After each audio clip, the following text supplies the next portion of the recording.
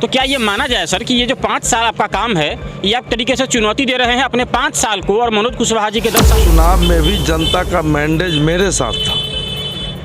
राजद वाले ने हेरा फेरी करके जीता हुआ सीट को अपने तरफ करवा दिया। लड़ाई किससे है? यहाँ लड़ाई नहीं है, कुढ़नी में कोई लड़ाई नहीं है। ये लड़ाई मुकेश सहनी से है क्या? क्योंकि बार बार जो है वो जो संजय जायसवाल वगैरह पीसी करते हैं तो उसमें मुकेश सहनी को घेर लेते हैं, ऐसा क्यों? मुकेश सहनी जी कहीं नहीं है, यह तो सिंडिकेट का मामला है। सिंडिकेट का बड़ा चर्चा में सिंडिकेट है। सिंडिकेट और यहाँ जो गठबंधन के उम्मीदवार हैं वह सिंडिकेट ही चलाते हैं। जिसको चाहते हैं उसी को टिकट जिस पार्टी से चाहते हैं दिलवाने का कोशिश करते हैं और दिलवाते भी हैं। स्टार्ट हो गया, ठीक है।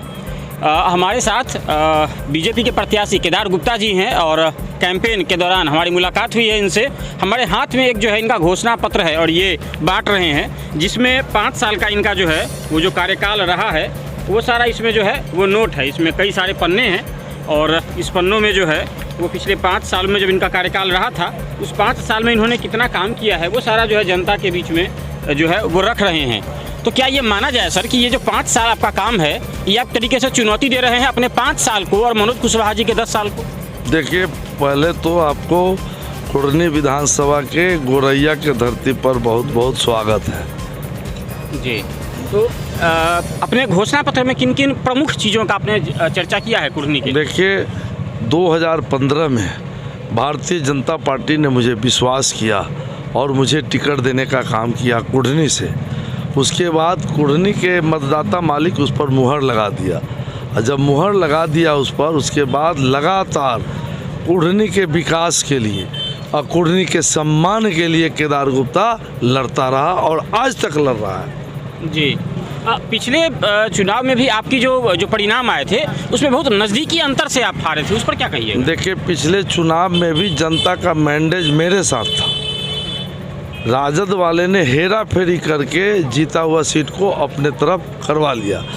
इसके बावजूद भी 2 साल में इन्होंने विकास का एक काम नहीं किया। राजद वाले कहते हैं यह गरीब गुरबा की पार्टी है। आप पूछ लीजिए तमाम यहाँ की जनता से कि उनके नुमाइंदगी करने वाले विधायक जी किसी गरीब गुरबा या किसी के यहाँ जाने आने का काम किया क्या? किसी गरीब गुरबा के दुख दर्द में शामिल होने का काम किया क्या?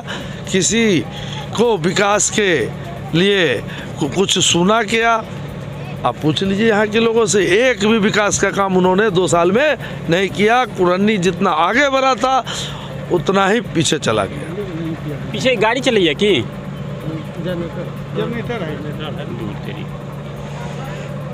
इसमें जो प्रमुख रूप से जो है वो आपकी लड़ाई किससे है? यहाँ लड़ाई नहीं है, कुढ़नी में कोई लड़ाई नहीं है। आप देख लीजिए, लोगों से पूछ लीजिए, एक तरफा बिहार चल रहा है और सिर्फ लोग यही कहते हैं कि जो कुढ़नी का विकास करेगा, जो कुढ़नी में हम लोगों का सम्मान करेगा, हमारे दुख दर्द में खरा उतरेगा, हम उसके साथ रहेंगे और कुढ़नी की महान जनता का मुझे आशीर्वाद प्राप्त है। आपकी नज़दीकी लड़ाई मुकेश सहनी से है क्या? क्योंकि बार बार जो है वो जो संजय जायसवाल वगैरह पीसी करते हैं तो उसमें मुकेश सहनी को घेर लेते हैं, ऐसा क्यों? मुकेश सहनी जी कहीं नहीं है, यह तो सिंडिकेट का मामला है। सिंडिकेट का बड़ा चर्चा में, सिंडिकेट है क्या दरअसल? देखिए, सिंडिकेट के बारे में लोग बताएंगे। सिंडिकेट और यहाँ जो गठबंधन के उम्मीदवार हैं वह सिंडिकेट ही चलाते हैं। जिसको चाहते हैं उसी को टिकट जिस पार्टी से चाहते हैं दिलवाने का कोशिश करते हैं और दिलवाते भी हैं। लेकिन जनता यहाँ की सब बुझ रही है, क्या करना है जनता मूड बना लिया। मतलब आपको हराने के लिए सिंडिकेट से एक जो है वो कैंडिडेट, डमी कैंडिडेट बैठाया गया? उस जनता से पूछ लीजिए, सारी जनता जान रही है।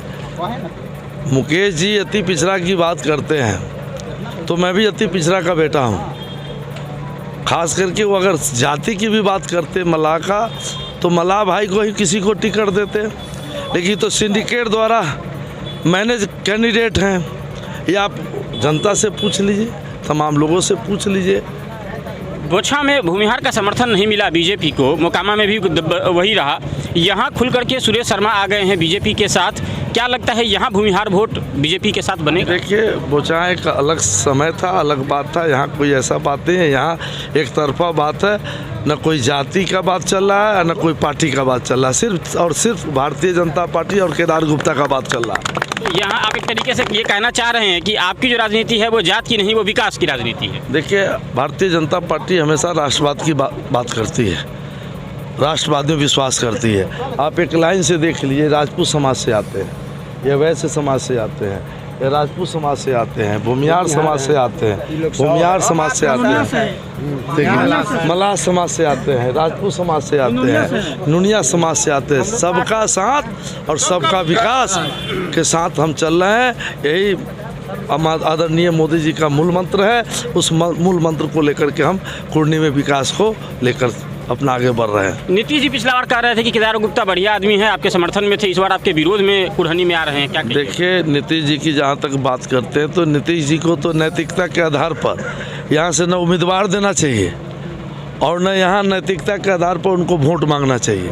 2010 में मनोज जी के खिलाफ जब लोग वातावरण बनाए हुए थे तो उन्होंने आकर के मनियारी में कहा था कि मैं मनियारी को प्रखंड बनाऊंगा, लेकिन आज 13 साल बीत गए, उन्होंने मनियारी को प्रखंड नहीं बनाया, जिसके कारण सरकार का जो योजनाएं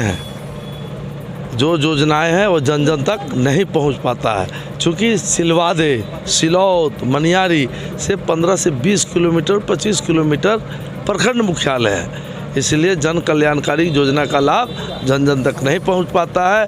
इसलिए मेरा हमेशा मांग रहा है कि मनियारी को प्रखंड का दर्जा दिया जाए, जिसको इन्होंने पूरा नहीं किया तो इनको नैतिकता के आधार पर वोट मांगने का भी अधिकार कुर्नी में नहीं है।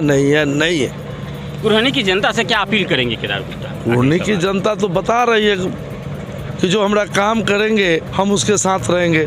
और मैं भी कहना चाहता हूँ कि मैं तो टेस्टेड हूँ, मैं तो 5 साल काम करके बताने का काम किया हूँ, मैं टेस्टेड हूँ। इसलिए कुर्नी की जनता हमारे साथ है।